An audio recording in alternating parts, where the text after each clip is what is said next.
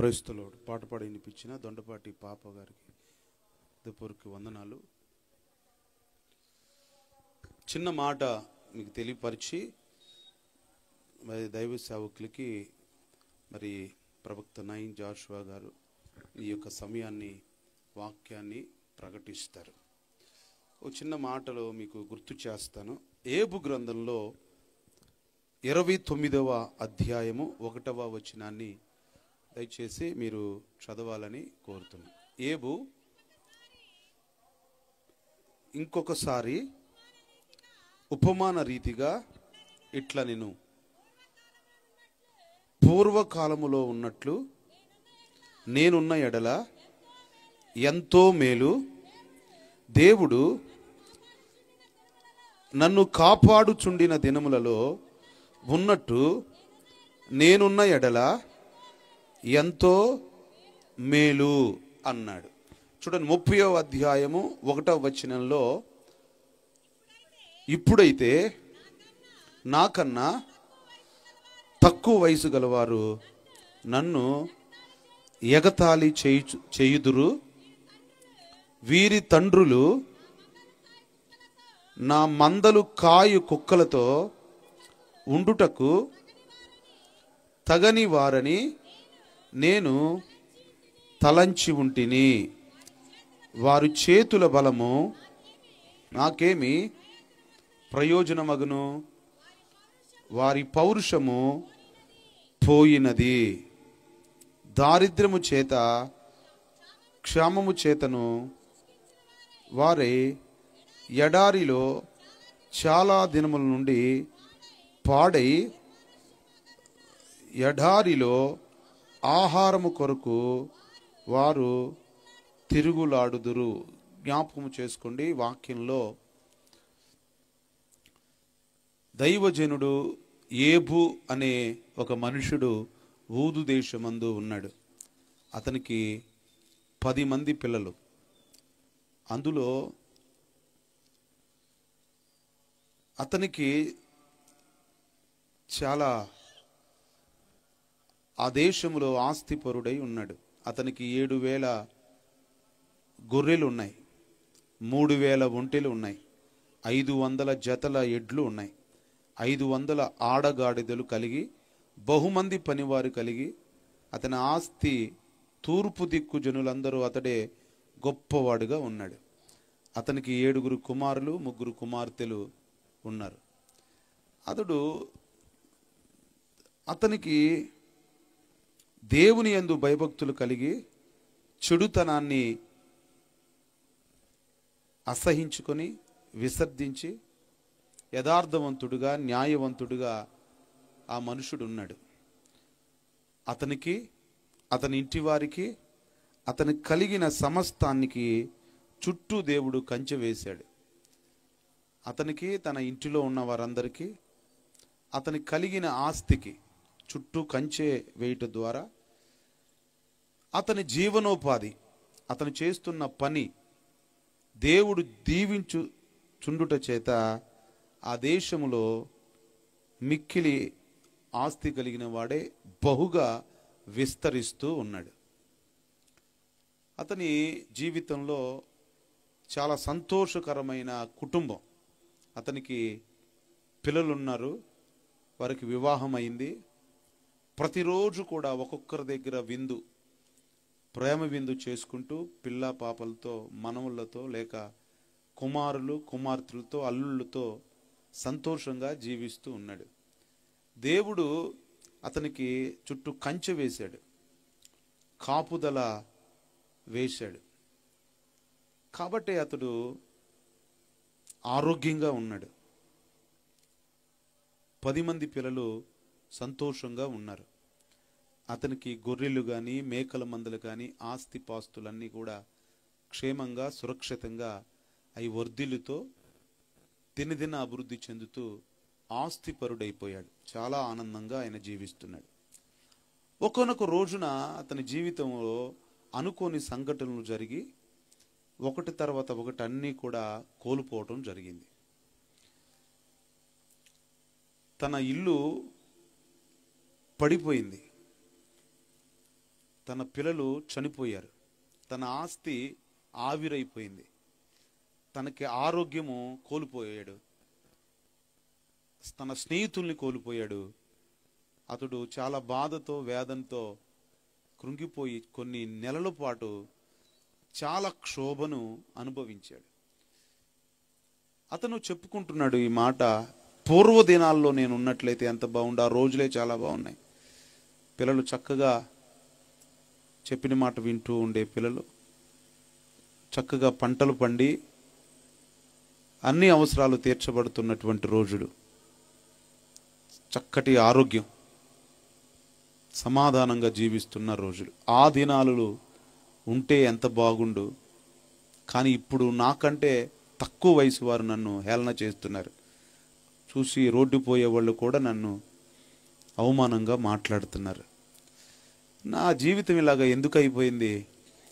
పూర్వదినాల్లో ఉన్నట్టుగా మరలా నేను ఆనందంగా సంతోషంగా ఉండగలనా అనేసి అతను బాధపడుతూ కృంగిపోతున్నాడు.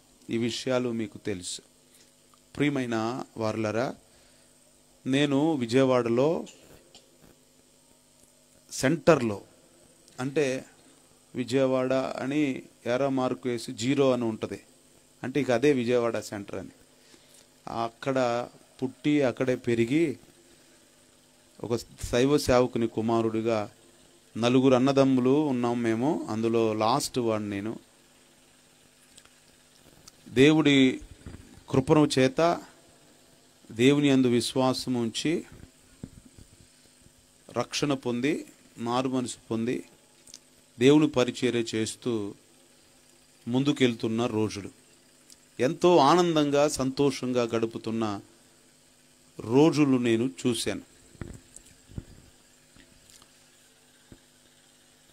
చక్కగా ఆధ్యాత్మికమైన సమాధానము, సంతోషము, జీవం నా గిన్నె నిండి పొర్లుచున్నది అన్నంత పరవశం.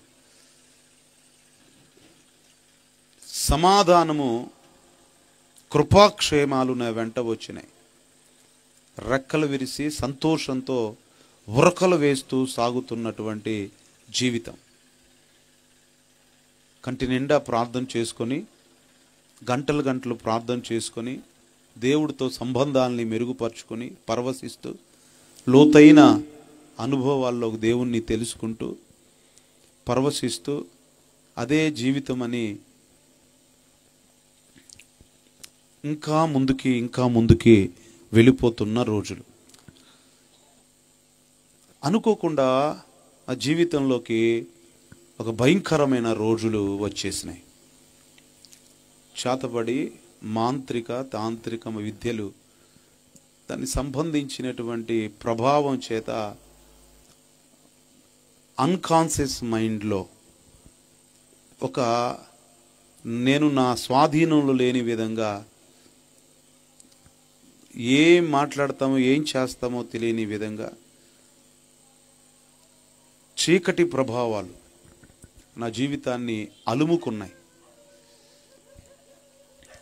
మాకున్న 2 అన్నదమ్ములు చనిపోయారు. తల్లిదండ్రులు చనిపోయినాక ఇంకా వెర్రి పట్టినట్టుగా వైరాగ్యంతో పిచ్చి పిచ్చిగా ఇచ్చిగా నా జీవితాన్ని పాడు చేసుకున్నాను.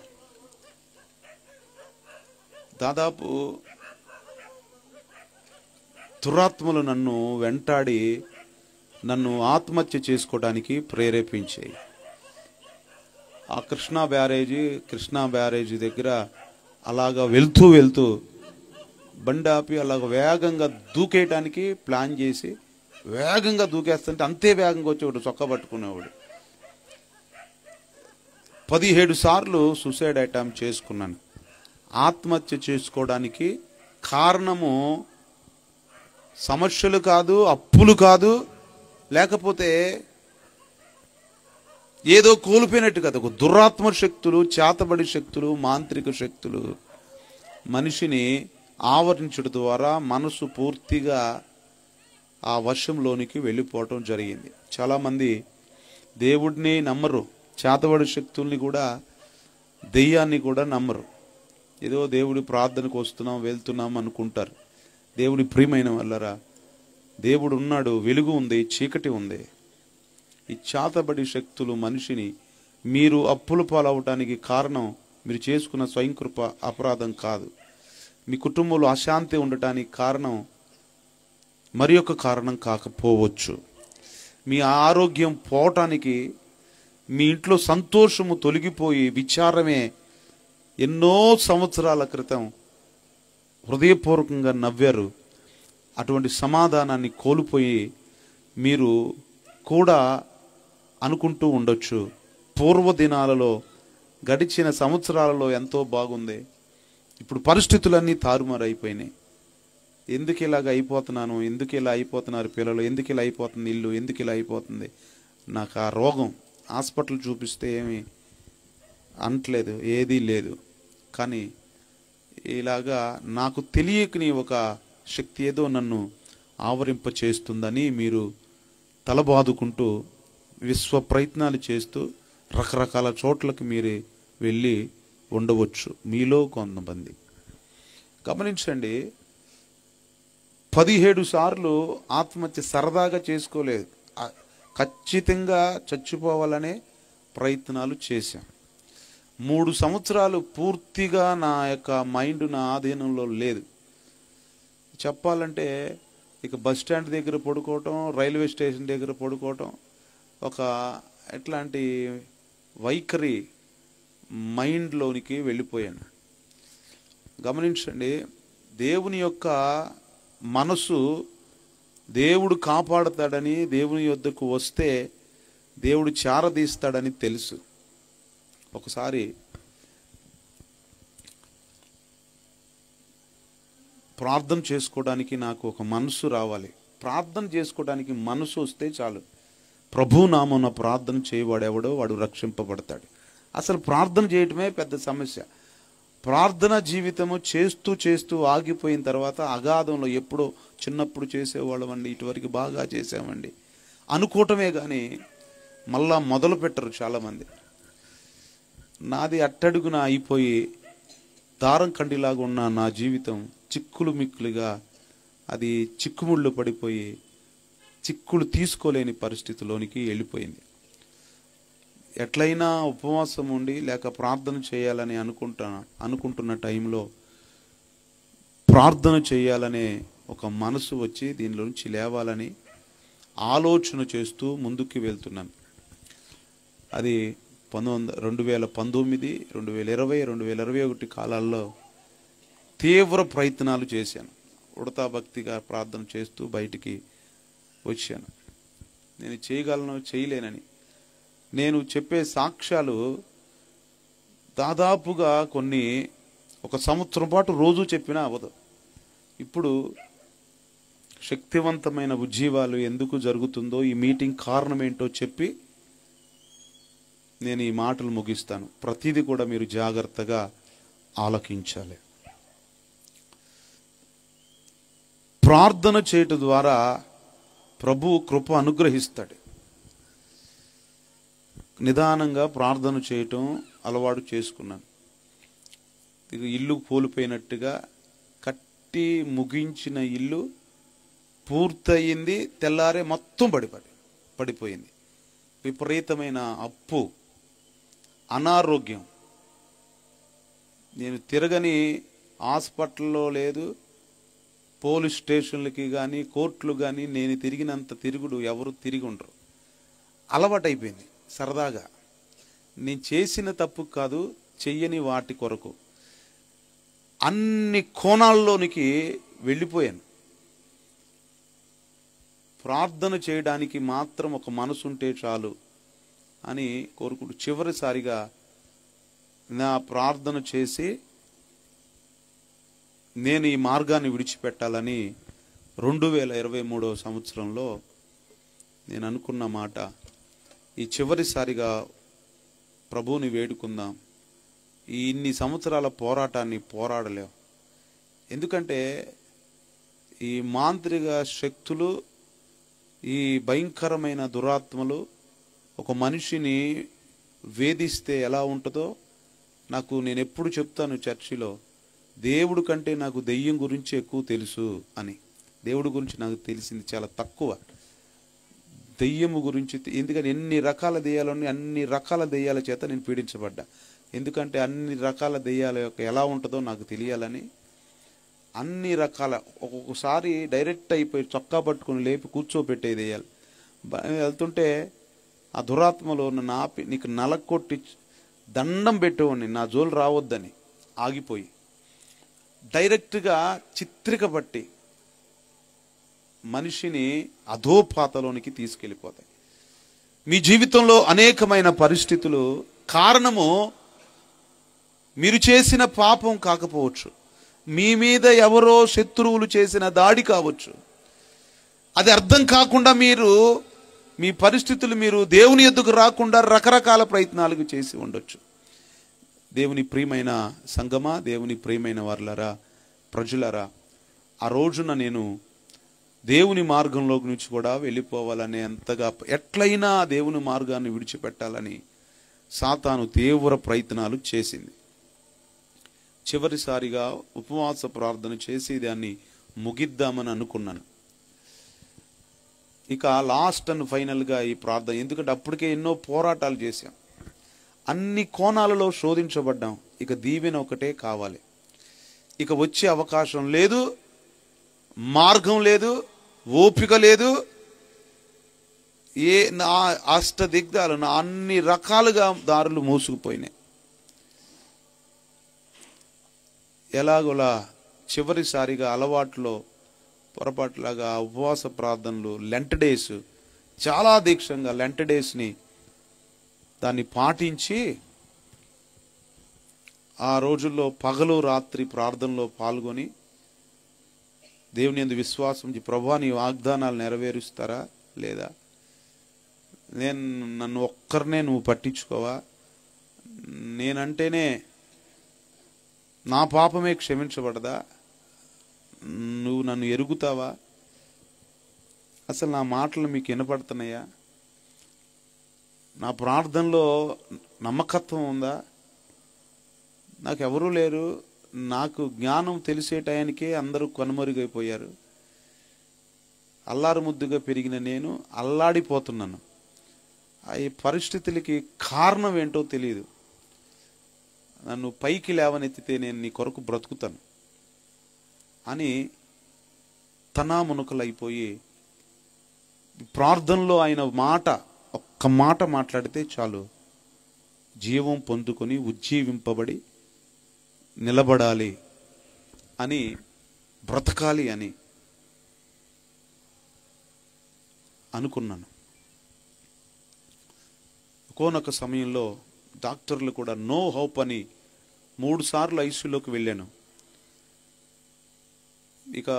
ఇక బ్రతకడు, పిల్లలకి ఇన్సూరెన్స్ ఉంటే ఏదన్నా కట్టుకోమని సలహాలు ఇచ్చేవారు. ఎక్కడ ఫిట్స్ వచ్చి పడిపోతామో, తలలో నిమ్మకాయ గడ్డంతా అది క్లాట్ ఉంది, కానీ ఫిట్స్ వచ్చి ఎక్కడ పడిపోతారో అని ట్యాబ్లెట్ లోపల వేసుకొని వెళ్ళేవాడిని. కాబట్టి ఏ మాత్రం అవకాశం లేదు, పరిస్థితులన్నీ కూడా రకరకాలుగా మారిపోయినాయి. టైంలో దేవుడు లాస్ట్గా లెంట్ డేస్ చివరిలో అప్పగింపబడిన రాత్రి ఉంటుంది, చాలా ఇంపార్టెంట్ అది. అందు పాదాలు కడిగి వారు లేకపోతే అందరు సమాధానపడి చేతులు పట్టుకొని ఆ రోజున సమాధాన పడతారు. గమనించండి, ఆ టైంలో అప్పగింపబడిన రాత్రి చాలా ఇంపార్టెంట్ నాకు. ఆ రోజున ప్రార్థన చేసి అందరికీ ప్రార్థన చేస్తాను. ఆ టైంలో ఒక దైవజనుడు దేవరాజు గారు ఫోన్ చేశారు. చేసి అన్న బాగున్నావా అన్నారు. బాగున్నాను తమ్ముడు. ఈ టైంలో అసలు ఎప్పుడు చేయడు, అసలు మామూలుగా ఉన్నాయి ఏదైనా టైంలో ఉండి మాట్లాడతారు, అన్న పలకరిద్దాం మాట్లాడదాం. టైం చేస్తే చిరాగ్గా ఎత్తాను చాలాసేపు, ఆయన మాట్లాడతాడేమో అని, ఎందుకంటే నా మైండ్ బాగాల. మాట్లాడి చెప్పారన్న ఓ ఫోటో వీడియో పెడతాను చూడన్నా, అప్పగింపబడిన రాత్రి గ్రాండ్గా జరుపుతారు కదా, సేవకుని పిలవండి అన్నారు. పిలవమంటే సరే తమ్ముడు అన్నాను. అది వీడియో పెట్టారు. వీడియో పెడితే దాంట్లో చూశాను. చెప్తున్నాడు వరుసగా. చెబుతుంటే నాకు ఆశ కలిగింది, సరే పిలవాలని ఒక ఆలోచన కలిగింది. దైవ సేవకులు ఎవరు అంటే పేరేంటంటే ప్రవక్త నాయిన్ జాషువా గారు అని చెప్పారు. చెబితే వెంటనే మైండ్లో నాకు కూడా ఆ డేటు 6వ తారీఖున అప్పగింపబడిన రాత్రి చెప్పమని చెప్పాను. చెబితే ఆయన ఫోన్ మాట్లాడారు. దైవ సేవకులు ఆ రోజున మేము చిన్న మైక్ పెట్టి ఏర్పాటు చేశాం. దైవ సేవకులు ఆ రోజు మన చర్చిలోకి వచ్చి తెల్లారితే గుడ్ ఫ్రైడే ఆ టైంలో దేవుని వాక్యాన్ని అందించారు. అందిస్తూ 2.5 గంటలు వాక్యం చెబుతూ ఉండగా అనేక దురాత్మ శక్తులు, అనేకమైన చేతబడి శక్తులు ఒక బెటాలియం 2 లారీల్లో 3 లారీల్లో వచ్చినట్టుగా ఇవన్నీ కూడా ఒక్కొక్కటి వెళ్ళిపోవటం, తొలగిపోవటం నేను చూస్తున్నాను. ఎప్పుడో మా జీవితంలో కలిగిన కలల భావాలన్నీ గుర్తుకొస్తున్నాయి, వాగ్దానాలన్నీ గుర్తుకొస్తున్నాయి. దేవుడు చెప్పిన ఎప్పుడో బాల్యకాలంలో ఉన్నవన్నీ జ్ఞాపకం, ప్రవచనాత్మకమైన మాటలు. ఆ టైంలో ఆయన చేయి పెట్టి అలాగా ప్రార్థన చేశారు. అలాగా పైకి వచ్చినట్లుగా ఒక ఆనందం అనేది, బ్రతకాలనే ఆలోచన అనేది కలిగింది. ఎందుకంటే ఆ తర్వాత నేను పూర్తిగా ఈ మార్గం నుంచి విడిచి వెళ్ళిపోవాలనుకున్నాను. ఎందుకంటే ఇన్ని పోరాటాలు చేయలేం, ఓపిక లేదు. ఆ రోజున మొదలైనటువంటి బ్రతకాలని ఆలోచన, గొప్ప పరిచర్య వాగ్దానాలని జ్ఞాపకం వచ్చి ఆ రోజు నుండి ఒక నిరీక్షణ కలిగింది. 100 రోజులు ప్రార్థన పెట్టాం. పోరాటాలతో దేవుడు మాట్లాడాడు. ఒక మీటింగ్లు పెట్టడం జరిగింది. దైవ సేవకులు చెప్పినట్లుగా ప్రవచనాత్మకంగా ముందుకు వెళ్ళాం. ఆ తర్వాత మరొక సంవత్సరం అప్పగింపబడిన రాత్రికి దేవుడు నా జీవితంలో అనేక పెను మార్పులు జరిగినాయి. ఆ రోజు నా ప్రభు మాట్లాడాడు. ప్రతి గ్రామంలో, ప్రతి ఊరిలో నిరీక్షణ కోల్పోయి మొదట జీవితాన్ని ఆనందంగా జీవించి తరువాత పోగొట్టుకున్న వాళ్ళు, పతనమైన వారు, అదే నా కర్మ మన కర్మ ఇది అని వాళ్ళ జీవితాన్ని అలాగే ఈడ్చుకుంటూ ముందుకెళ్తున్నటువంటి వారు అనేక గ్రామాల్లో ఉన్నారు. ప్రతి గ్రామంలో సంవత్సరానికి 10 ఊరుల్లో ఈ శక్తివంతమైన ఉజ్జీవం మరలా జీవితాన్ని ప్రారంభించు అనే టైటిల్తో ప్రతి ఊరిలో మీటింగ్లు జరపడం జరిగింది. దేవుని ప్రియమైనలారా, ఈ ఊరు కూడా మీరు రావడానికి కారణం ఇదిగో మీ జీవితంలో పూర్వకాలంలో ఏదైతే కోల్పోయారో మరలా మీరు ప్రారంభ జీవితంలోనికి ఆనందము, సంతోషము, ఆరోగ్యము, ఆస్తి, సమృద్ధి, అభివృద్ధి మీ జీవితంలో కూడా ఖచ్చితంగా జరిగిద్ది. ఈ వాక్యాలు, చెప్పబడే వాక్యాలు మీరు జాగ్రత్తగా విని ఎడల మీ జీవితంలో పెనుమార్పులు ఈరోజు కలగటము తథ్యం. మీరనుకున్నట్టు కాదు, మీ మార్గాలలో కాదు, దేవుడు సూటిగా మీకు ఒక టర్నింగ్ పాయింట్ కలగచేసి ఆగిపోయిన మీ జీవితాన్ని ఉరకలెత్తించి ఉజ్జీవాన్ని కలగచేసి అన్ని కోణాలలో, విభాగాలలో సమస్త కార్యాల మీద ఆయన కనికరాన్ని ఉంచి మరలా మిమ్మల్ని బ్రతికింప చేస్తాడు. ఈ మీటింగ్ల ద్వారా హృదయపూర్వకంగా ఆయన మాటలు వినండి. మా జీవితంలో ప్రవక్త నాయిన్ జాషువా గారు మరి చెప్పబడిన మాటల ద్వారా ఉజ్జీవింపబడి ఎలాగా ఇన్ని ఉజ్జీవాలు ప్రతి ఊరిలో పెట్టుకుంటూ ఉంటానికి కారణం, ఒక రోజున ₹10 షాంపు కొరకు వారం రోజులు వెతికాను. ₹10 కొరకు. ఎందుకంటే 8 దిక్కులు అప్పు ఉండేది.